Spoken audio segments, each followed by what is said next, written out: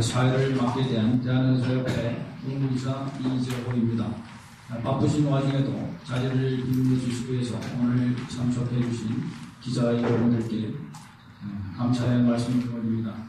지난 9월 30일 정부 발의안으로 국회에 제출된 일반의약품 약국의 판매를 위한 약사법 개정안이 국민의 안전성을 고려하지 않은 무책임한 법안이다 라는 여야의 거센 비난이 쏟아지는 가운데 무산될 상황에 놓였습니다.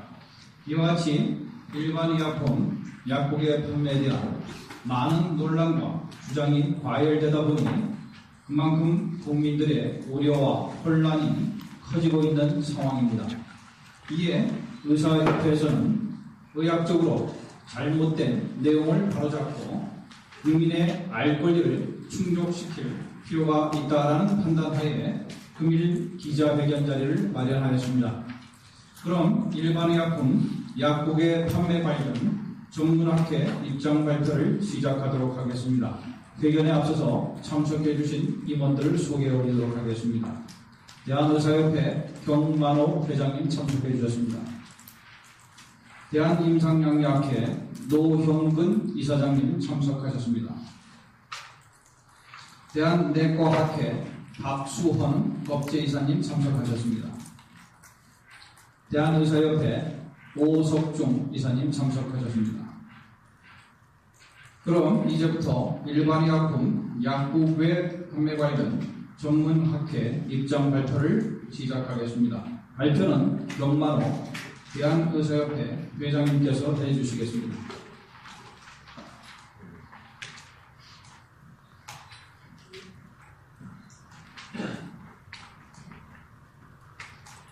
네, 2010년 12월 22일 보건복지부 새해 업무보고에서 이명박 대통령의 감기약 슈퍼 판매에 대한 언급을 시작으로 일반의약품의 약국의 판매 대책이 다시금 본격화되고 있습니다.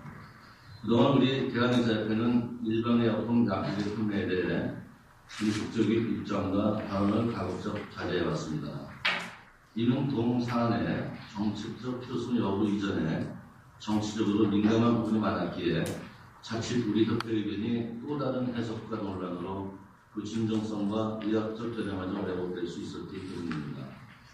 다만 지난 6월 7일 우리 협회에서 동 내용으로 처음 기자회견을 한 것은 당시 기자회견문에서도 밝혀진 바와 같이 일반의약품의 약국의 판매가 안정성을 이유로 정부에서 추진을 취하되는 시점에서 전문가 단체로서 더 이상 침묵할 수 없다는 판단에서였습니다.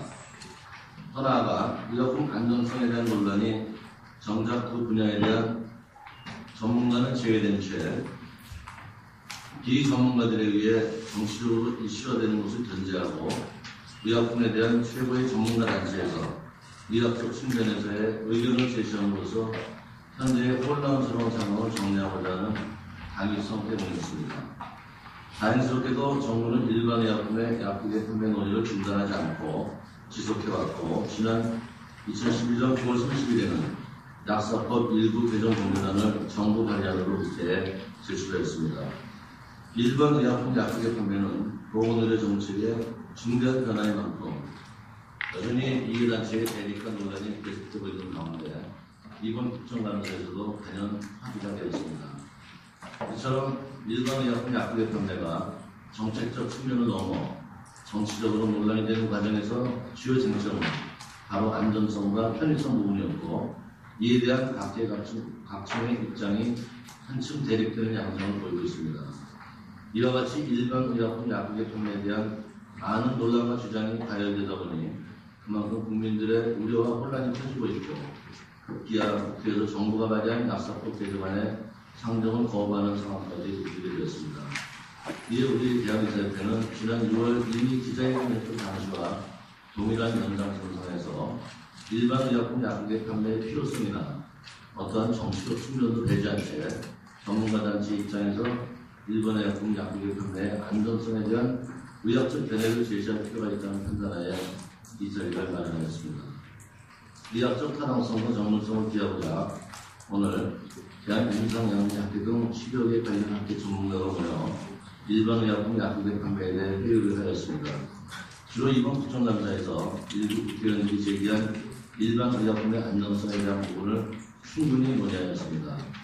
타이레놀의 부작용 등 국정감사에서 제기된 내용을 검토한 결과 물론 국회의원들이 국민의 건강과 안전을 염려한 차원이었다 하더라도 지나치게 침소 공개하는 부분이 있었습니다. 특히 타이레놀 부작용 사례와 건수는 총 사용량에 매우 미미한 수준이었습니다. 설사 미미한 건수라도 그 부작용의 문제가 정말 심각하다면 전문의약품으로 재분리되는 것이 마땅합니다. 개정된 약사법에 따르면 약국의 판매 시에 판매 수량의 제한, 판매 연령의 제한, 판매자의 관리 및 교육을 통해 안전성 강화를 명시하고 있는 바, 이 약품 부작용에 있어 무엇보다 중요한 것은 국민들이 합리적인 선택을 할 수 있도록 정확한 정보를 충분히 제공하는 것을 하겠습니다. 한편 국내에 보고된 이 약품 부작용 건수 대부분이 병원위원회에서 보고된 사례인데 신고 건수가 늘어난 이유는 부작용 신고 의무화 정책의 영향으로 건수는 늘었지만 부작용 자체가 늘었다고 보기는 어려운 측면이 있습니다. 의약품 부작용은 발생 건수보다 심각성이 중요한 부분인데 대부분의 심각한 부작용은 병원에 입원해 있는 환자에 의해서도 발생할 수 있는 예기치 못한 것들입니다. 더구나 부작용이 발생하면 대부분 병원을 찾기 때문에 약사들은 부작용 사례를 접하기 쉽지 않은데 이는 이번 국감때 시대청이 발표한 부작용 신고 건수 중 약국에서 신고한 것이 전체의 0.01%에 불과한 것을 보더라도 알 수 있습니다. 이처럼 일반 의약품들에 대한 과도한 경각심은 자칫 안전성을 문제 삼아 일반 의약품 약국의 판매 방향 자체를 부정하려는 의도로 선회될 소지가 다분합니다. 금일 오전 관련 전문학회 회의는 우여곡절을 거쳐 정부의 약사법 개정안이 발의되어 국회에 제출된 시점에서 더 이상 일반 의약품의 안전성을 이유로 일반 의약품의 약국의 판매 대책이 무산되거나 법 성정 자체가 거부당하는 일이 없어야 하고 그만큼 안정성에 대한 부분은 의학적으로 문제되지 않는다는 것에 의견을 같이 했습니다. 특히 아직 정해지지도 않은 약국의 판매 품목에 대해 복지부가 예시한 것도 문제지만 현재 정해지지도 않은 의약품을 가지고 부작용 문제를 발표하고 하는 것은 적절치 못하며 먼저 약사법 개정을 통해 약국의 판매 의약품 정의와 선분류 체계의 근거를 명확히 한 다음 그 이후에 어떤 의약품을 약국의 판매 품목을 할 것인지는 전문가단체의 의견과 검토를 통해 정하는 것이 올바르고 합리적인 순서임을 강조했습니다. 지금까지 말씀드린 사항은 오직 일반 의약품 약국의 판매에 가장 큰 논란거리 안정성 부분에 대해 의학적 측면에서의 전문가 견해이며 일반 의약품 약국의 판매에 있어 어떠한 정책적, 정치적 입장이 아님을 다시 한번 말씀드립니다.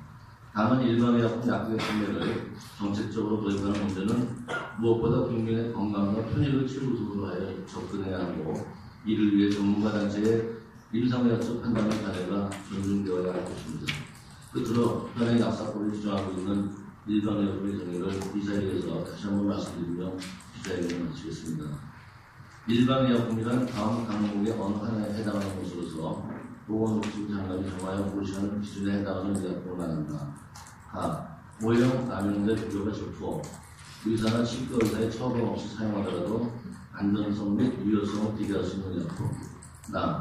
질병 치료를 위하여 의사나 치과의사의 전문적 지식이 없어도 사용할 수 있는 의약품. 가. 의약품 제형과 양리작용상 인체에 미치는 부작용이 유효적인 의약품. 이상입니다.